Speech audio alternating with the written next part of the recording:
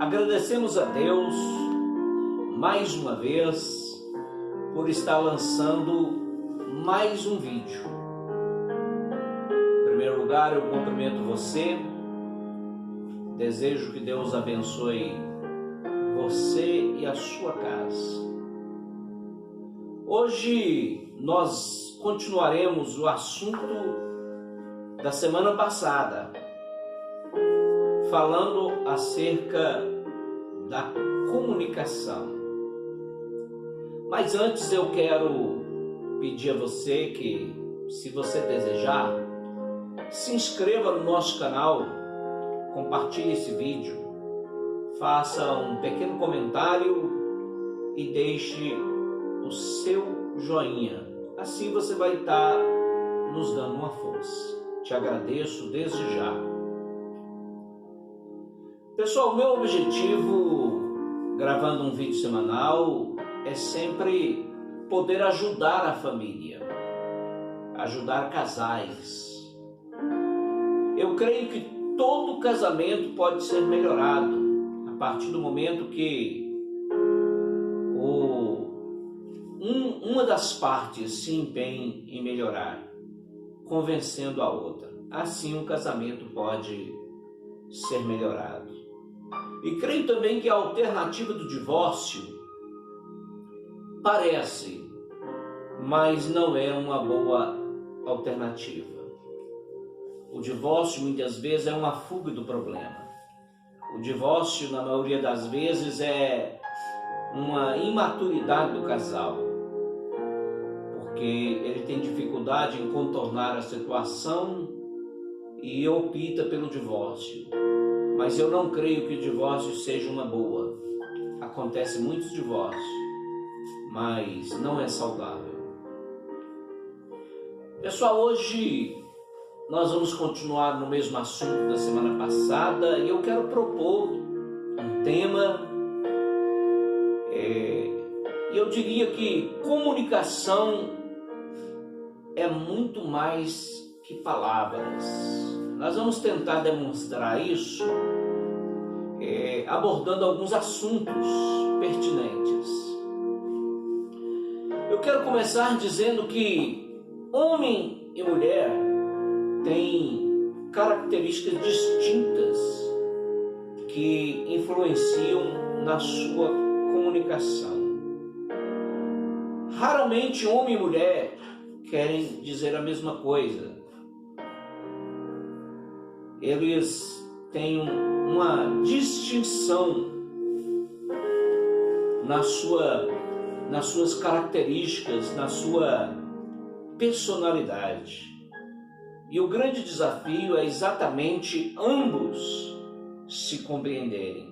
Por exemplo, uma mulher, quando diz: "Você nunca me ouve", ou "Você não tem tempo para mim", ou "Você não se importa comigo", na verdade, a mulher ela está apenas expressando a sua frustração. Mas às vezes o homem ouve aquelas palavras e a toma no sentido literal. Mas a mulher, na verdade, ela está usando aquelas frases, ela está usando aquelas palavras, mas aquilo não é uma verdade. Ela está apenas se expressando, ela está apenas desabafando, mas o homem não compreende isso e pega no sentido literal. Também um dos maiores desafios para o homem, eu diria que seria apoiar a mulher quando ela está falando sobre os seus sentimentos, porque o homem ele possui sentimentos diferenciados da mulher.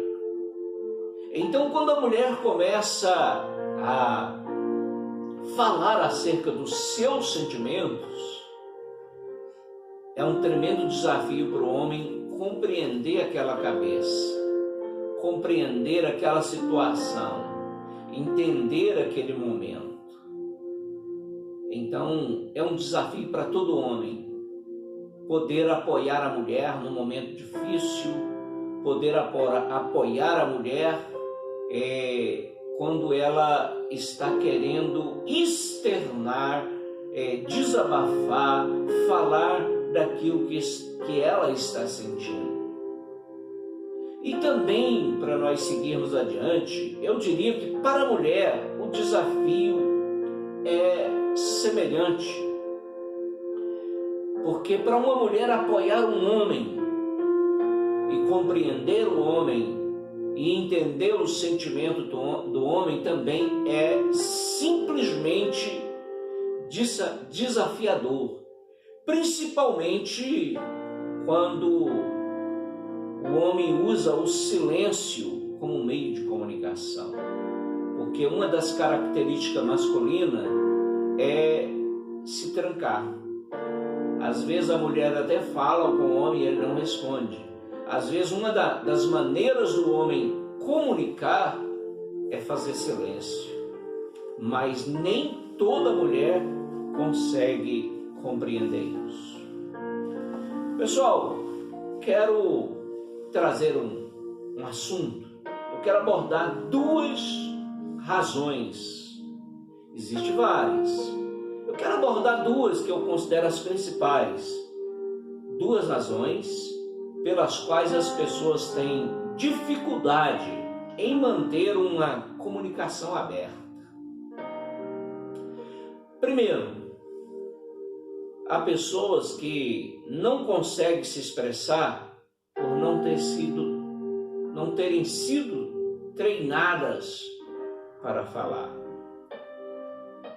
Se você veio de um lar onde não havia um diálogo, uma conversa aberta com pai, com mãe, com irmãos, se você nunca teve um conselheiro, se você nunca teve uma pessoa com a qual você pôde contar para desabafar, para falar daquilo que você sente, então você tem muita dificuldade de, no casamento, na sua relação, você se comunicar, você se expressar. Então tem pessoas que elas não conseguem se comunicar simplesmente pelo fato de não ter sido treinadas para isso. Então existe esse tipo de pessoas e você precisa ver se você possui essas características e buscar a solução, porque todo casamento precisa de diálogo. E há um segundo grupo, uma segunda razão, que seria aquelas pessoas que não falam por terem medo de trazer um resultado desagradável, de não serem compreendidas e por não saber usar as palavras corretamente. Então veja só, às vezes a pessoa tem dificuldade de dialogar no casamento, a pessoa tem dificuldade de se expressar, de falar do que ela sente, porque ela tem medo. Ela diz, e se eu falar e a pessoa não compreender?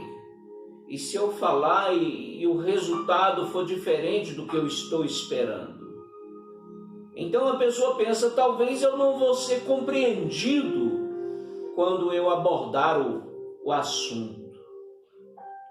E ela, às vezes, tem medo de não usar as palavras corretamente.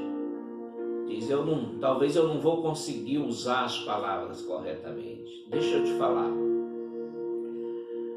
Eu sempre vou sugerir que você tenha a opção de abordar aquilo que te incomoda.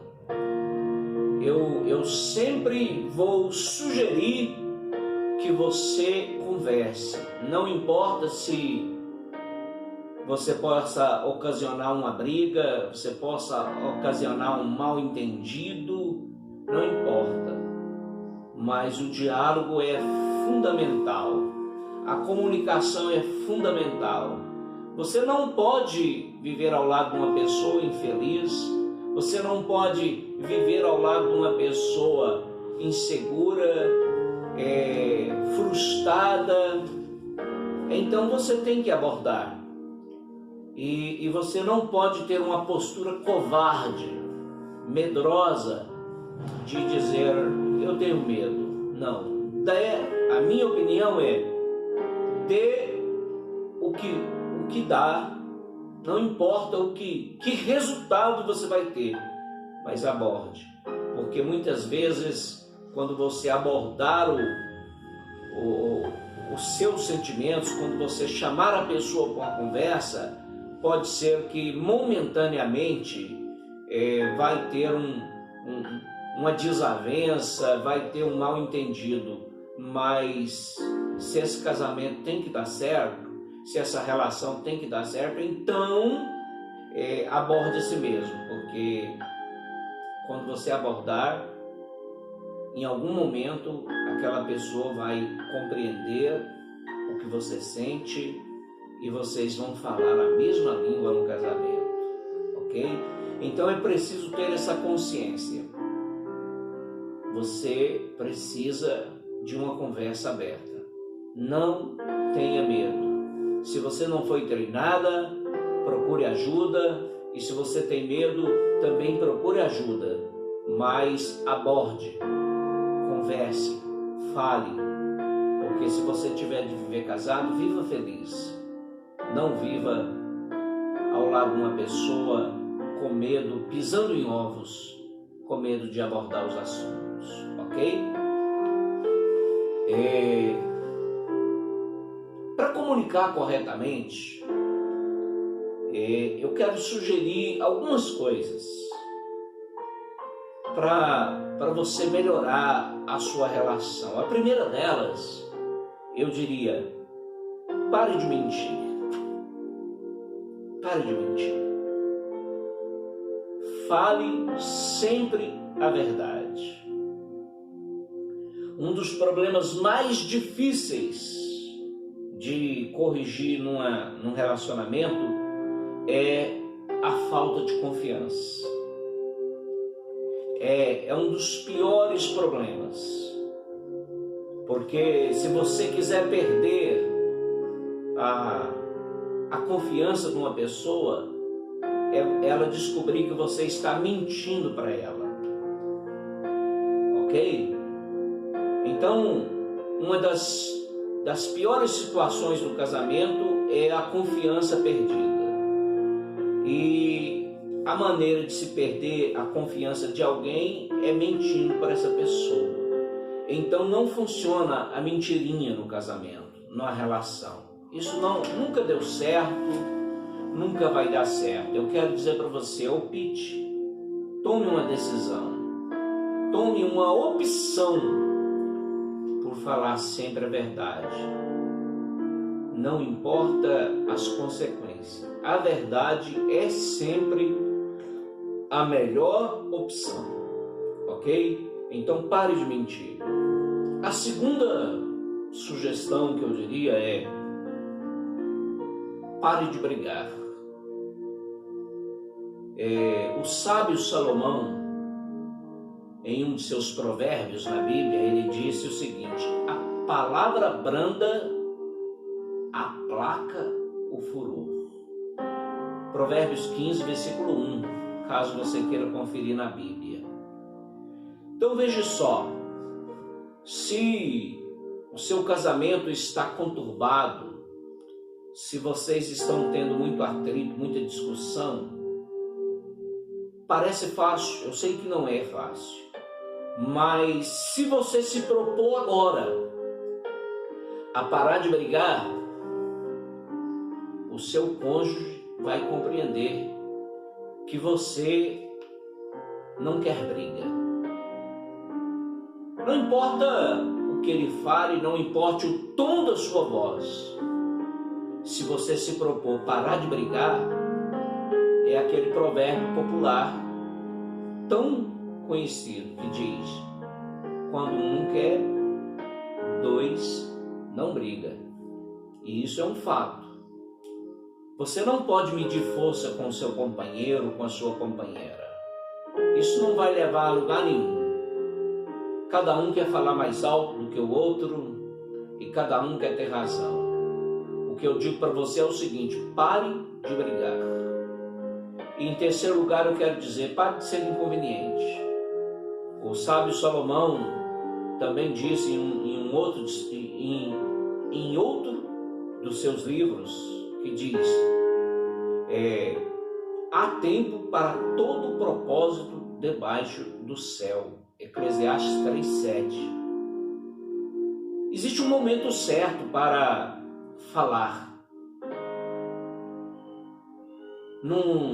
Às vezes o marido chegou em casa depois de um dia cansado, estressado, e tudo que ele quer é uns 30 minutos, 1 hora para se recompor, ficar quietinho ali no sofá, e ele mal chegou na sua casa, você quer abordar um assunto.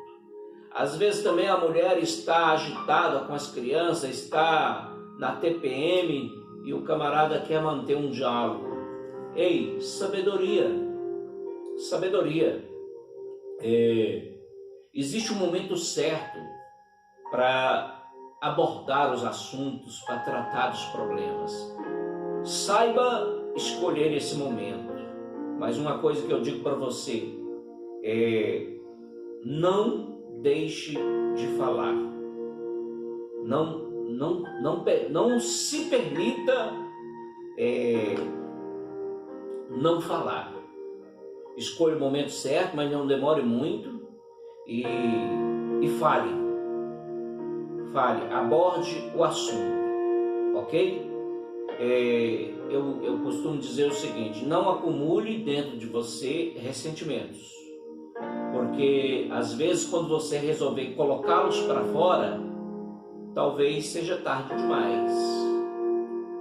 Então, analise bem a sua relação. Você fica entre a cruz e o punhal. Você tem que escolher o momento certo. Você não pode deixar de abordar. E se você demorar muito, talvez quando você resolver colocar para fora, seja tarde demais. Quero continuar nesse assunto, abordando outros cuidados na hora da comunicação. Existem vários cuidados que precisam ser cultivados na arte da comunicação.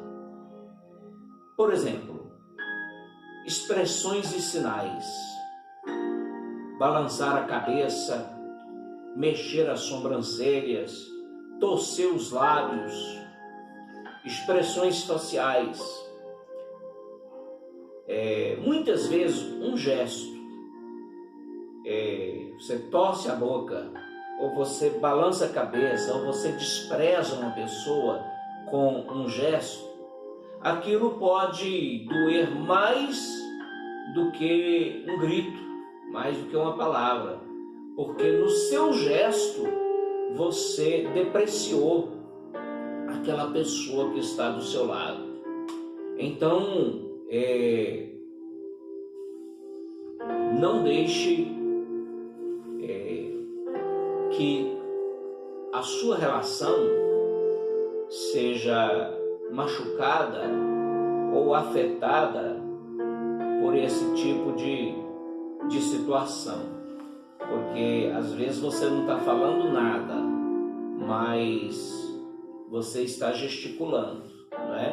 Como eu falei, expressões e sinais, né? Balançar a cabeça, mexer a sobrancelha, torcer os lábios e várias outras expressões faciais.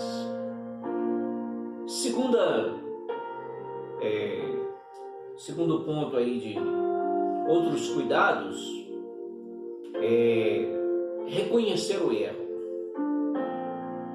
A comunicação é fortemente afetada quando fica constatado o erro e a parte errada não admite o erro. É horrível, simplesmente horrível, conviver com uma pessoa que nunca tem a humildade de reconhecer o erro. Ela até sabe que errou, ela percebeu na atitude que ela errou, mas ela não admite. Isso é simplesmente horroroso. A pessoa precisa ser humilde. e dizer: eu errei. Eu errei. E é preciso não somente reconhecer o erro, mas reconhecer e pedir perdão para que a comunicação flua. A pessoa, além de reconhecer o erro, você precisa dizer: me desculpe, me perdoe, porque aí você está quebrando barreiras. E isso é só para os humildes. Quem não tem humildade não consegue fazer isso. E por último, eu diria que é necessário ainda que, uma vez a pessoa pedindo perdão, o perdão seja concedido, né?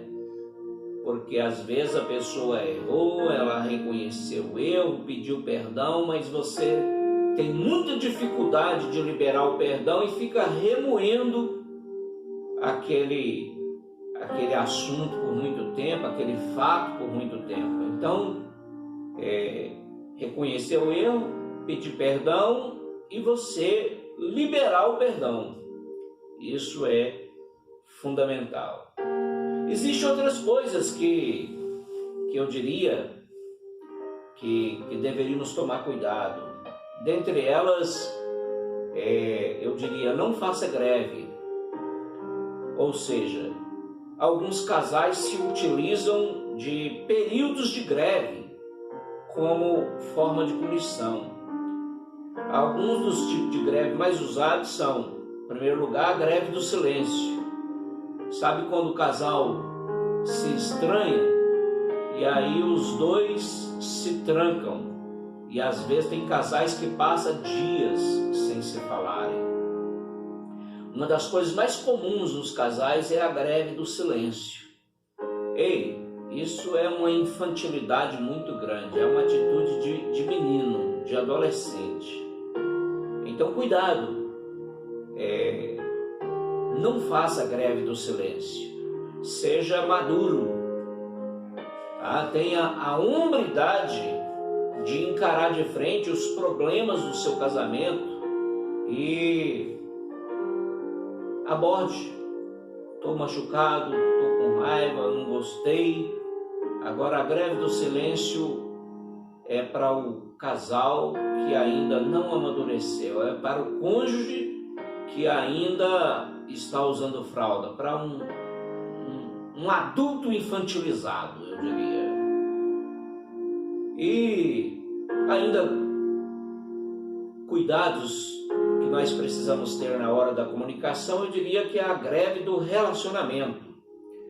A pessoa que, depois de se estranhar, vai dormir em cama separada ou no sofá.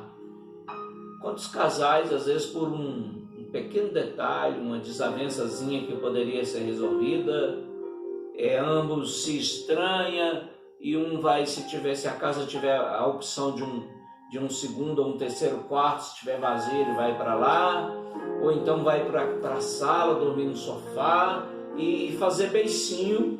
Tô com raiva. Ei, cresça.